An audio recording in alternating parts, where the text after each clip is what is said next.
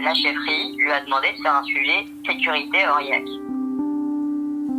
Problème, il va avoir bien du mal à trouver des exemples d'insécurité à Aurillac. Aurillac, c'est une ville minuscule de campagne où évidemment la sécurité n'est pas un sujet. Et donc là, l'exercice est très simple.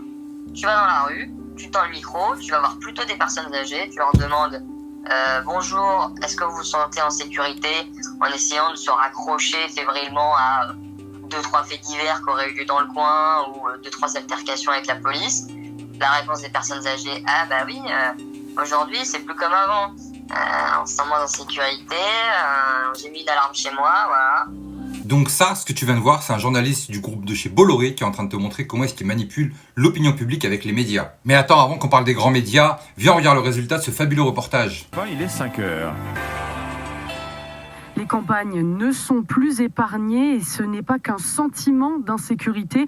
Vous allez l'entendre dans ce reportage d'Antoine Bienvaux pour Europe 1 à Aurillac dans le Cantal.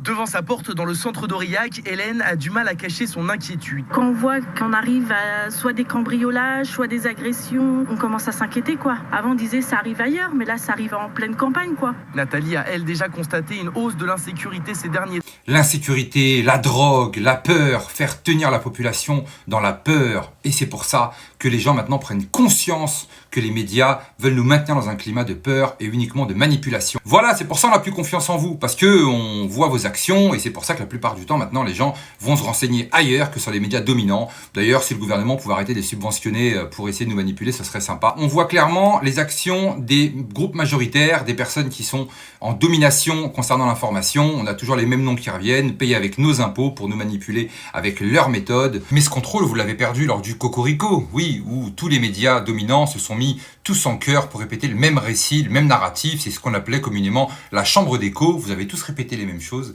et vous êtes arrivés jusqu'à ce point maintenant. Les gens se ruent vers les réseaux sociaux et c'est pour ça qu'ils ont perdu le contrôle du narratif. Les gens en ont marre de leurs affaires de peur, marre de leurs affaires d'insécurité. La population subit continuellement. Une chose est sûre, des changements majeurs sont en train de venir sur l'information avec un grand réveil de la population. Profitons du spectacle. N'oubliez pas de faire preuve de neutralité par rapport aux informations et de penser par vous-même parce que c'est tout ce qu'ils redoutent. Prenez soin de vous et je vous dis à très bientôt.